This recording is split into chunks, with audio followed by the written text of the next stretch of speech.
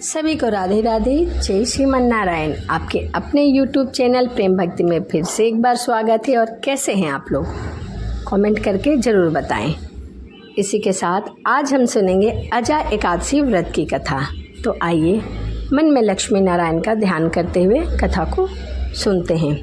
युधिष्ठिर ने पूछा कि हे जनार्दन, अब मैं यह सुनना चाहता हूँ कि भाद्रपद मास में कृष्ण पक्ष में कौन सी एकादशी होती है, कृपया करके बताइए।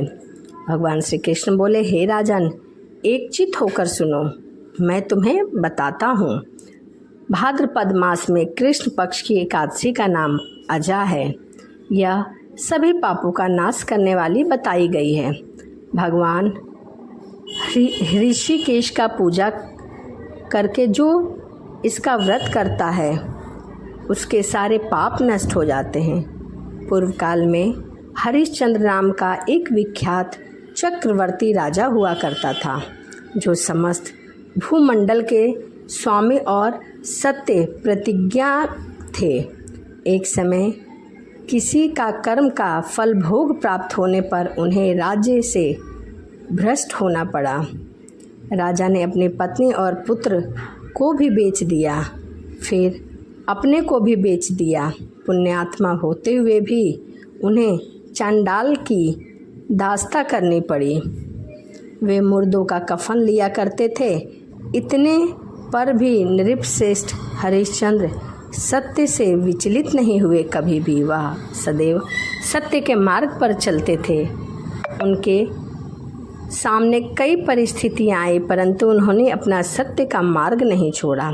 इस प्रकार चांडाल की दास्ता करते हुए उनके अनेक वर्ष व्यतीत हो गए।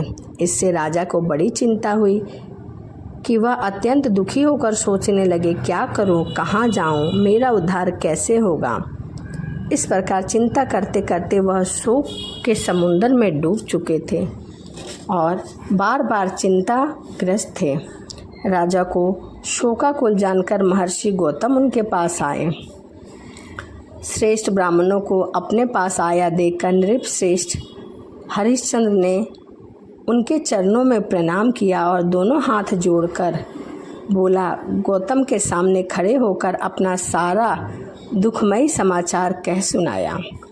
राजा की बात सुनकर गौतम ने कहा, राजा, भादो के कृष्ण पक्ष में अत्यंत कल्याणमयी अजा नाम की एकादशी आ रही है, जो पुण्य प्रदान करने वाली है। इसका व्रत करो, इससे सभी पापों का नाश होता है।